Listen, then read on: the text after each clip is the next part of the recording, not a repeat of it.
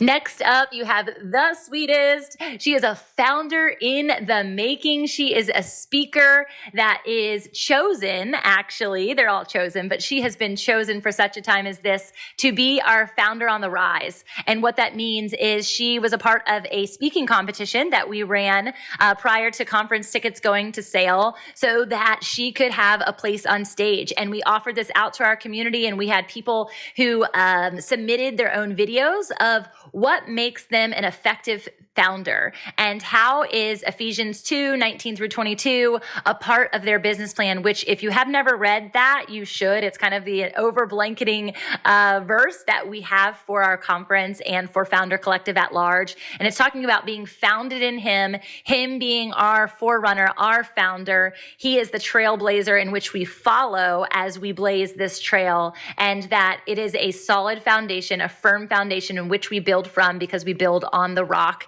And we are here to help others discover themselves through Christ Jesus, so to help them be found too. So this is the Great Commission in a nutshell, but it's the Great Commission of us as entrepreneurs. And Faith Ann is showing that day in and day out as she writes, no pun intended, because her last name is Wright, she writes the story alongside Christ of her own life. She is a young entrepreneur, and we love that jovial spirit, that childlike faith, that freedom and play in which she infuses into the coaching world. She has a heart for collaboration and truly bringing Christians together to be able to serve people. She's a life coach, and so you get to hear about her experience through her degree in psychology, her certifications and initiatives in the leadership world, as well as her athletic experiences at schools. And she's a speaker in so many different ways because she can speak into churches and women and athletes and corporations and groups, and it's just really beautiful. So while she'll be on stage for a brief moment, you can tune in here for a little bit longer, and our full podcast on the Fit and Faith podcast as well. Faith Ann Wright, I love you. You're also a local. Oh yeah, she's a local. So you'll get to meet some of her fiance will be there, and some other friends that are in the entrepreneurial world. So Faith, let's go. From a young age, I was told that I was an old soul. That's like the wording that people would always, you're an old soul.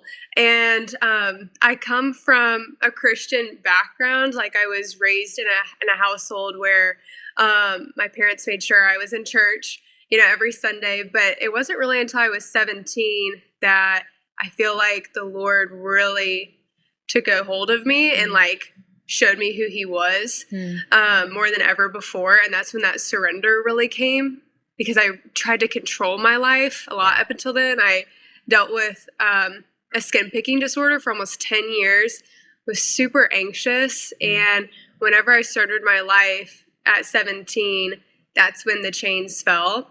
And there's so much that gets wrapped into that. I feel like as a teenager, you're worried about what other people think.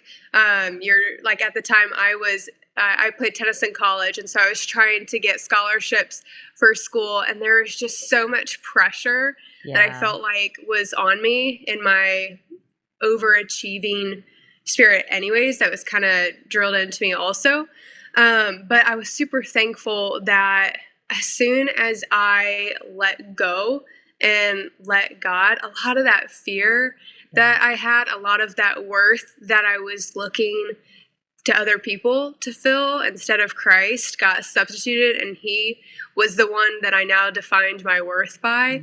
And that enabled me to really have confidence in him and take action steps. I moved my life from Missouri to South Carolina at 18 to go to school. I then, after college, moved my life to North Carolina and really pursued my entrepreneurial journey in an entrepreneur house where I got to be incubated with a group of young adults, which was amazing. And then met my now future husband, which was super cool. So that's kind of a timeline of my journey and what the Lord has just uniquely woven and designed so beautifully. It definitely wasn't what I would have expected, but it has turned out amazing, and I'm so grateful and excited for the years to come. Yeah, it's really Lord neat. willing. And you started, obviously, the Thoughts of Faith podcast connected to that, to be able to just kind of share and open up and continue that journey of vulnerability. Because I think that's ultimately what it is. It's one of my favorite things about having a podcast, that if people actually listen to I have a lot, so it would be a lot of work. I get it. But really, like, if people listen to shows now, and then I had somebody who was like, oh my gosh, I went back to the beginning and you've grown up so much, right? And so it's a live journal. Like, this is truly a place where we get to be raw and share and teach and all of these different pieces. It's no different than capturing it in a written form via a book and then going back, like I'm bringing this new book back to life that I wrote several years ago. And I'm like, oh my gosh, like, I feel so immature in this book. Should I rewrite it? Should it come to life? But then I remember I wrote that book for that person. That version is what that person needs. And if I was to then become more mature and write another book, it's going to be a totally different book. And I will write that one. But I love that you're doing it via a podcast, because I think it's so fun. What has been like some of the things that you've been teaching and training people on the show? It's been super cool to now start having guests. Like, the first few episodes were just me. Yeah. And now bringing guests on, it's also been cool to hear their thoughts. Like, I'm recording one tomorrow night with a friend. We're going to talk about thoughts on biblical friendship. And so just giving people the space also to share what the Lord's been putting on their heart is a really unique way. And also Faith in Action is another avenue that I have on Monday mornings, where I hold people accountable and give them community by having Faith in Action from 8 to 8:30 EST every Monday morning. So we'll open up with a devotional. We'll make commitments for the week. We hold each other accountable to check in on commitments next week and then make new ones. It's just an awesome community and space. And it makes your Monday mornings like all the better, right? Yes. And it gets that jump start to the week where you feel excited to jump in to work and just create and play and all the things. Well, and I think you get inspired by what other people are doing, right? And it's just like, wow, okay, if they can do that, especially if you're close enough that you're also sharing heartaches and heartbreaks and trials in the midst of building this amazing thing, right? Which we do.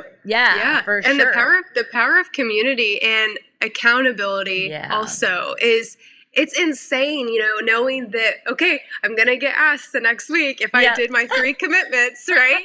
And we have like this group text where we'll ask each other, how's it going during the week? Send updates on progress. And so it's just super neat. And I'm very relationship driven and really enjoy just that consistent connection.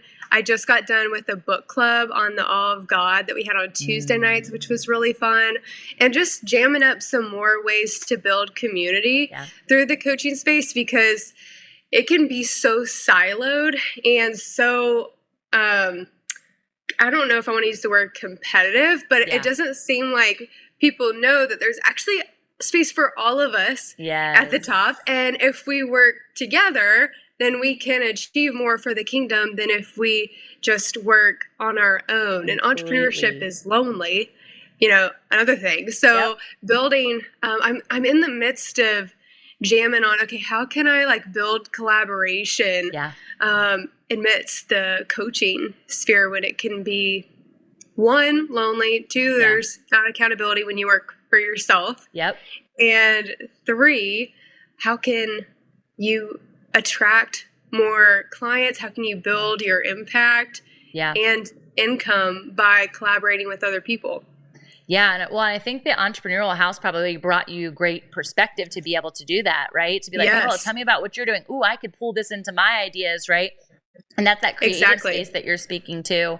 I definitely sense that air, even though even in the Christian sector, there's that, community over competition or collaboration over competition. And you're like, yeah, but you're still not sharing that thing. Like, you're still not doing that thing, right? And so it is something where I think it's going to take the heart of people who are willing.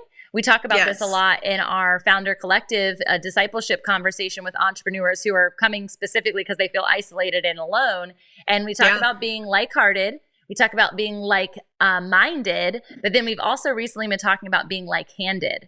And what does it mean to be open with our resources and also being honest about our resources? Because I think a lot of times people can have a different perspective looking in and thinking, oh, wow, this person has a lot of time on their hands. And I think when I think resources, you guys are probably immediately thinking about money. That also is an example. But like, if you think I have an abundance of time because I have no kids and I'm 24 years old, and you're making that up. Who says I don't have time? How do you not know? Like, one of my girlfriends isn't married and doesn't have kiddos, but she has literally been at her grandfather, who is like her dad's side, on hospice for 8 months, like all day, every day. So you cannot create in your mind this fictitious idea of resources. But this is why I think it's really important in these situations to create these safe spaces, especially when we do it around a Bible study, because I feel like people really do, or book club.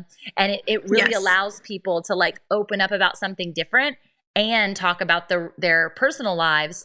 And that's where sometimes there's that like facade, that can be established on social media.